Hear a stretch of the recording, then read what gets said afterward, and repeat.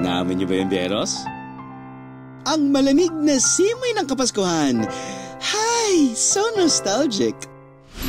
Pero bago mamigay ng aginaldo at makipagpalitan ng regalo, tulungan niyo muna ako.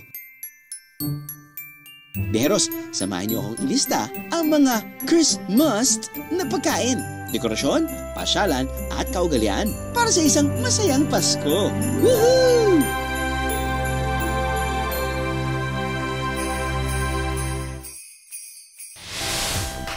Pagpatak ng Burmans, nagsisimula ng lumiwanag ang paligid. Alam niyo magpapasko na kapag nagsimula ng magkabit ito sa mga bahay. Clue, nagbibigay liwanag sa madilim na gabi, kumukuti-kutitap, at para bang sumasayaw sa galak? Nahulaan niyo ba kung ano ang tinutukoy ko, Biyahero?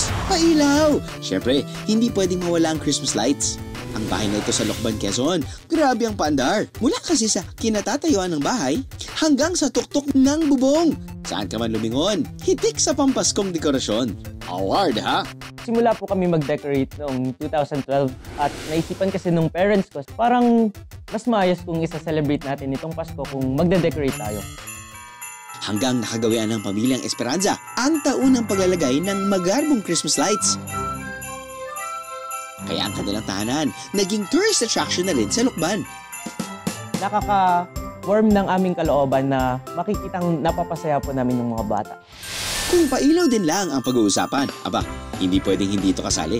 Simbolo ng Pasko ng mga Pinoy, isang palamuti na kapag isinabit, ang makikita'y mapapangiti. Nakapagsabit na ba ng parol ang lahat? Ang mga parol sa lugar na ito, 20 feet lang naman, o katumbas ng 3 tao ang haba. At ang magpapailaw dyan, mano-mano. Ano ka mo? Bago sumapit ang Pasko, idinaraos taon-taon ang pinakaabangang pista ng mga Kapampangan. Ibinibida ng bawat barangay ng San Fernando, Pampanga ang malalaki at makukulay nilang mga parol sa Ligligan Parol o Giant Lantern Festival. Pero ang pagpapailaw ng mga higanting parol na ito, alam niyo bang hindi automatic? Mano-mano kasi itong pinapatay sindi gamit ang mga higanting drum na tinatawag na rotors.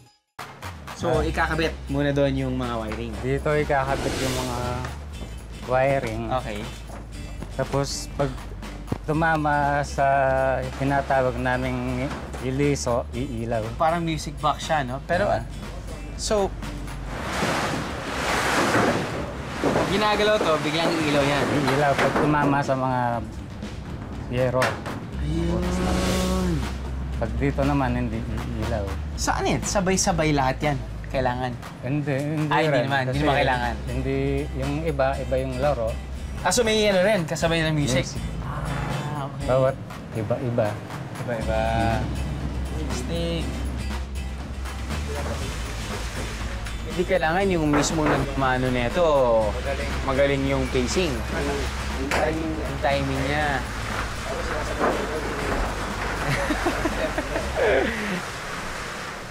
So, kada, ano ba tawag niyo dito? Barrel? Ano? Rotor. Kada rotor, ito yung isang kanta. Oo, yung okay. ibang pyesa naman to. Okay, ibang pyesa naman. Kayo din mismo nag-masking tape. Ano yung pwede kong subukan dyan, kuya? Basta may... ano? Sige, subukan ko. Ito, dahil ako lang. Ito.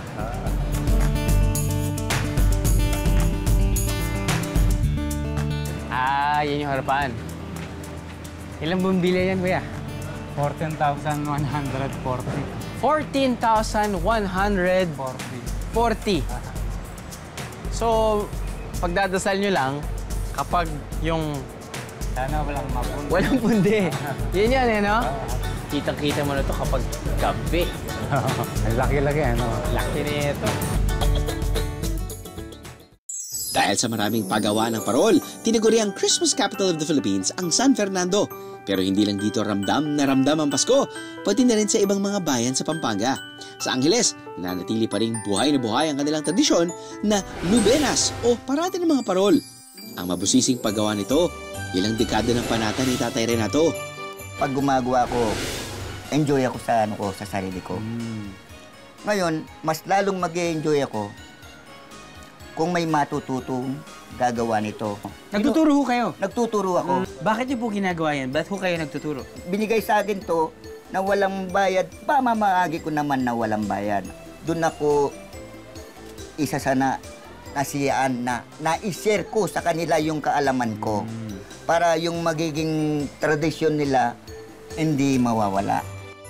Sa prosesyon ng Lubenas, 12 parol ang ipinaparada na sumisimbolo sa 12 apostol ni Jesus. Kung sa Pampanga, pabonggahan ng laki at disenyo ang mga parol, ang sigaw ng mga taga-Romblon, hindi kami papakabog. Ang kanila kasing parol, rumarampa, pak, plakado. Ang mga tuyong dahon, imbis na itapon, tina-transform into fashion. Yan ang peg ng TikTok sensation na si Madam Pilikitok from Romblon. Kilala ako as Dahon Queen. Ngayong Pasko, naisipan ko na gumawa ng gimmick, naisip ko na gumawa ng sign na relate sa Christmas. Miss Romblon's national costume is inspired by the iconic Philippine Christmas symbol known locally as the Parol, signifying hope amidst despair. Presenting Miss Romblon. For her next outfit, still in celebration of the Christmas season, in times of darkness, there is light with Miss Romblon. And sabi, uwian na dahil may nanalo na. Kulong sa pandemya. Kung magbigay ng kasiyahan sa mga tao, para sa ganun ay mabawasan yung kanilang stress, lungkot. Ang damit na ito is para sa mga tao na nakulong sa kalungkutan. Kapag sinabing Pasko, hindi pwedeng hindi siya kasama. May puting balbas at pulang kasuotan at kinagigiliwan ng mga kabataan. The ho-ho-ho ito, viajeros! Ho-ho-ho, of course, Santa Claus! Santa here, Santa there, Santa everywhere. Ang Santa Collection ng bahay na ito sa Baguio, mapapasuko na lang tayo sa pagbibilang. Dahil sa dami. Miss Suzanne. Yes. Is it safe to call you Miss Santa? Yeah. Pwede na rin. Pwede. Your house is very beautiful. Okay. Your garden of Santas is very beautiful. Kailan niyo pong sinimulan tong collection na to? Kasi I started with this collection more than 15 years ago. Of course, I see him as a very important icon for Christmas. Ang mga Santa Claus pieces ni Mrs. Claus, ni Miss Susan, iba-ibang laki, bihis at yari. I mean, how many Santa Oh, wow. Clauses do you have? You know, I stopped counting.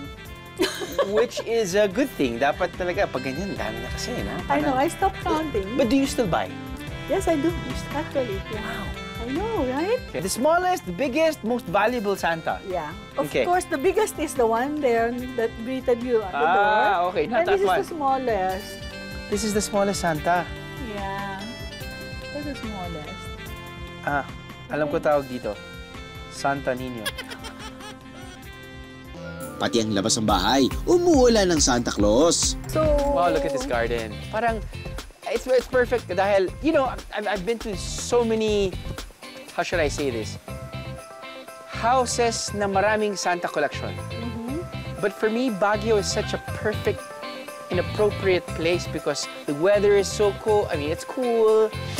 Ang mga Santa Claus naman ng Antipolo, imbis na tumatawa ng ho-ho-ho, tumata hole-hole-hole. Kung si Santa, siyam ang reindeer, si Eileen naman, 8 ang Shih Tzu. Sila sina Basti, Kaylee, Katie, Bailey, Santi, Samantha, Marvin at Maki. Bakit yung pinili Shih Tzu? Noon po kasi sila ay yung very loving and then jolly. Basta pag magkakasama po sila, makukulit sila, naghaharutan. Sila po yung naging libangan namin. Sila po yung parang ano na lang na nilalaro namin sila everyday, ganyan. Ay sus, kung sila lang din naman ang mga aroling, isang kahol lang, matik. Nako, treats be with you na agad. Ho ho ho, Merry Christmas po! Kumakatok sa bawat pintuan at umaawit hanggang sa mapamaskuhan. Kayo babiyeros, nasubukan nyo na rin bang mangaroling?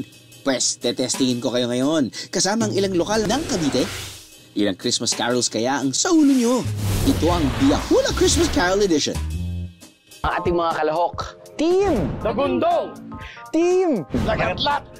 Bakit nyo tinawag sarili nyo Team Tagundong? Para po sa ano, yung tunog po ng Tunog po ng Bayan ng Maragondon. Bayan ng yun po yun. Team. Kayo naman, Team Lagat-lat. Lagat-lat. Bakit mo lagat-lat? Ano ibig sabihin ng lagat-lat? Napakalakas na tunog ng kuwari, kasama, busina ng truck. Yun, ganun din. So parang tunog din. Wow. Mas malakas din sa amin. Mas malakas din sa inyo. Kaysa sa kanila. Malalaman natin yan. Napakasimple lang po yung mechanics. Tutugtog yung banda natin sa likod. Kung sino man ang may pinakamaraming tamang sagot, sila ang mananalo. Let's play Bia Hula! Aba syempre, pwede rin kayo makisali biheros. #Team Bahay. Maestro, take it away!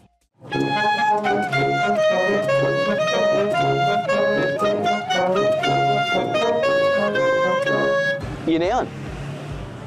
Hark the angels sing. Deck the halls. 1 point for Team Dagundong. Sagot? Jingle bells. Jingle bells. Sagot? Wow, nakatama din kayo. Galing. Jingle bells is correct. Maestro, take it away.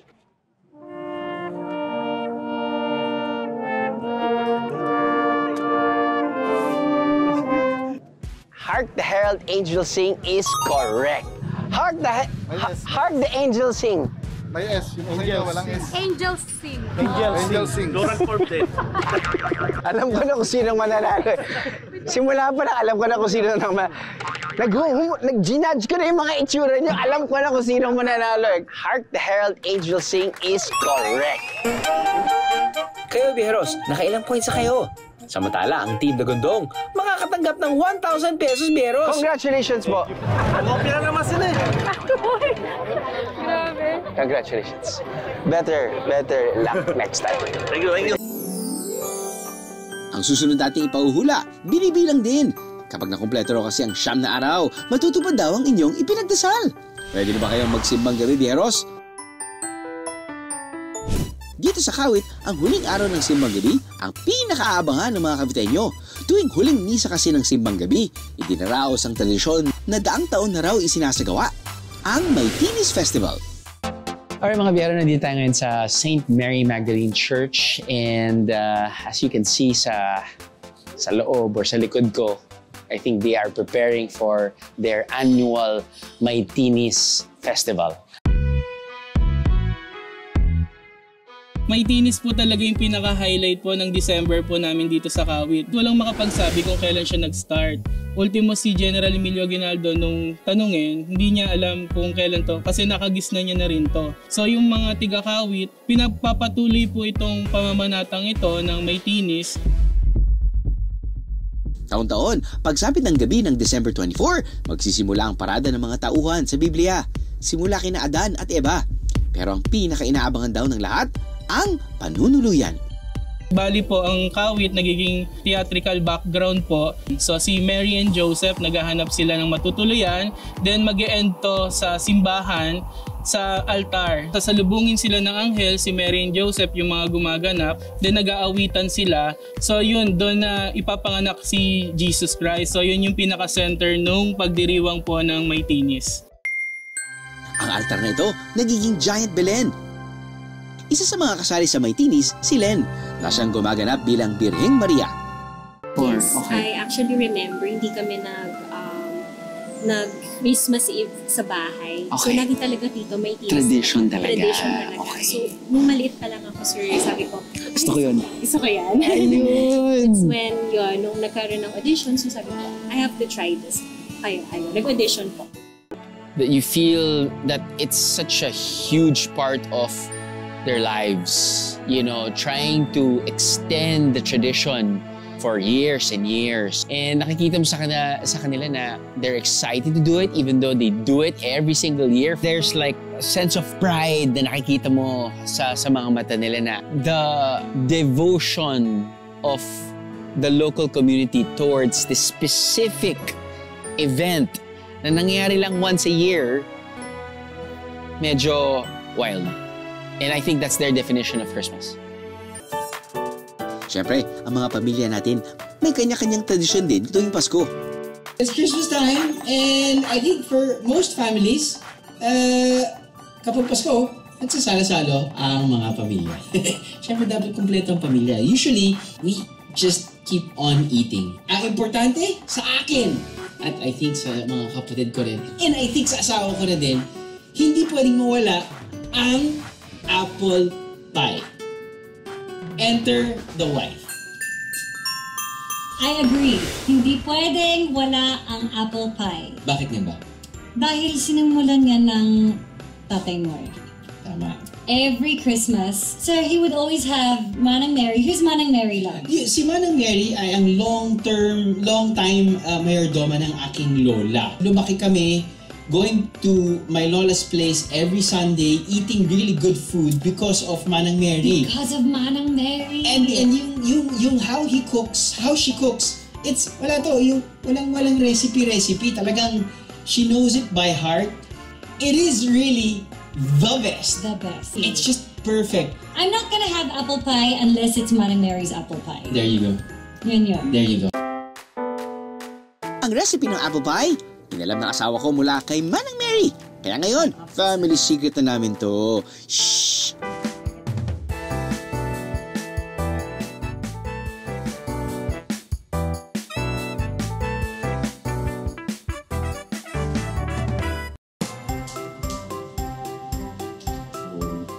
Love, oh my goodness. See? Mainit pala ba? There's a mic that I'm holding. I'm dropping it. Merry Christmas. Merry Christmas! Sarap!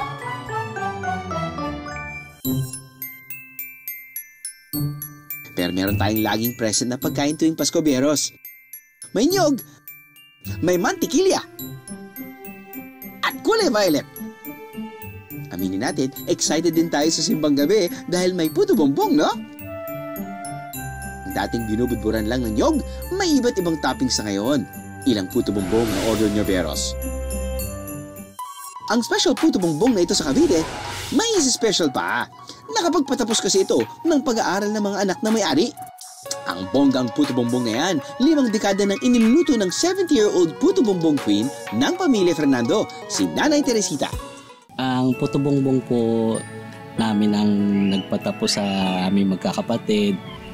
Yan po ang naging bread and butter namin simula nung bata pa po kami. Ako po ay nakapag-aral at nakapagtapos ng kolehiyo sa kursong computer engineering at pinalad nakapag-travel din sa ibang bansa. Dahil po sa puto bongbong, ako po ay nakatapos at by profession ay isa ng aircraft mechanic.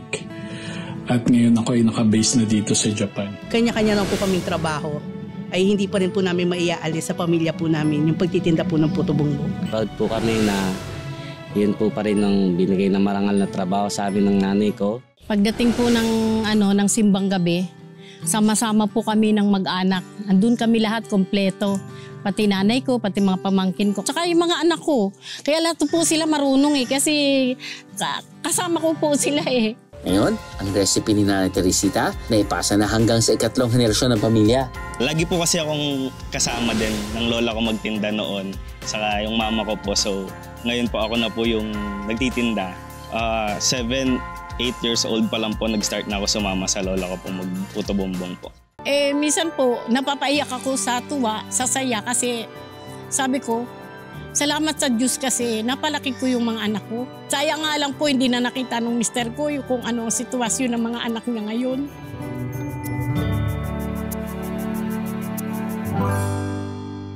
Sapit ng araw ng Pasko, hindi lang palitan ng regalo ang inaabangan. Siyempre, kapag Paskong Pinoy, hindi pwedeng mawala ang handaan. Naisip niyo na ba kung anong ihahanda niyo, Beros? Madalas, ito ang centerpiece sa handaan. At sa pagkurot, nag-uunahan. Sa tunog pa lang, alam na this, Beros, lechon. Maglilechon ba kayo ngayong Pasko, Beros? Makikikain naman po. Pero kung medyo tight ang budget, pwede pa rin naman kahit hindi buong lechon. Palag-palag na sa lechon bilao. Naisipan namin na gawin itong complete set with Cebuano's favorite foods. Nilagyan na namin ito ng lechon belly at saka bami at iba pang Pinoy classic dishes. Ang bida sa bilang ito, lechon belly, ang pinakamalambot na parte ng baboy. Sarap! Mayong Pasko! Paano ko ang lechon imbis na baboy, kalabaw? Makikulot ka pa rin ba? Sa lechon kalabaw po, mas malasa siya compared mo sa baboy. Kahit walang sauce sa sausawan ng kalabaw, dahil dun sa ini-inject, malasa na siya. Kung may lechong belly sa baboy, sa kalabaw, may lechong lomo o yung likod ng parte. Subukan nga natin kung paano lutuin yan. Ang mga pinaghalo-halong pampalasa, mano-manong ituturok sa lomo. Saka ito itatali para masimulan na ang paglilitsyon. Viajero Drew is out, Lechonero Drew is in! Kapag buong lechong kalabaw ang order, umaabot daw ng 7 oras ang paglilitsyon.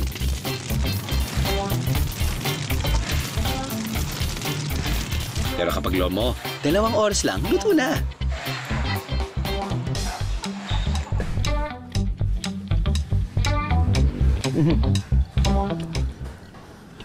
Ang hirap talagang kapag hindi ko alam na kalabaw yan, beef talaga yung isipin ko eh. Gets ko na kung bakit mga locals pinipili nila yung kalabaw kaysa sa baka ko minsan. Or most of the time. And I guess, for the nth time, na sinubukan natin ang kalabaw, parang mas na-appreciate ko yung kalabaw ngayon. Or baka. Feeling ko niloloko nila ako.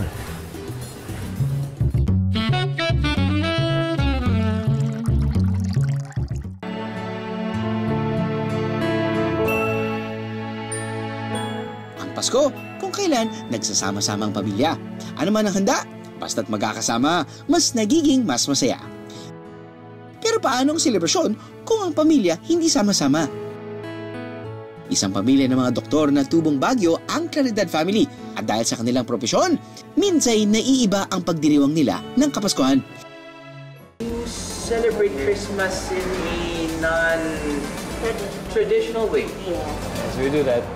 Well, most of the time, since we're doctors, we spend time during Christmas in the hospital. In the hospital? Yes. And since... Hindi ba pwedeng December 24, 25 hanggang January 1? Break naman kasi parang usually doctors naman, you guys like, workhorses, di ba? Hindi ba pwedeng ganun, Doc? Hindi naman pwede siguro because we're always on call. So, better to be in the hospital than rushing to the hospital. The clock strikes at 12. Meron ba kayong konting, party sa hospital? Yes. Meron. Yes. So what we do usually is Noche Buena with them. And they also bring some of their food and we share. Christmas is such an important time for our family, of course, because lalo now because you're starting to produce new traditions, and seeing them, their faces lit up kapag meron kaming bibigay na present. So, ang tunay na puso ng Pasko ay nanggagaling sa pamilya. Yun yan. Tayong mga Pinoy ay may pinakamahabang pagdiriwang ng Pasko sa mundo. Sa loob ng mahigit 4 na buwan, may kanya-kanya tayong Christmas haves at Christmas do's para lubos na madama ang diwa nito. Ano man ang mga yan, isang bagay ang must ngayon Christmas, ang pagmamahalan at pagbibigayan na siyang tunay na diwa ng Kapaskuhan.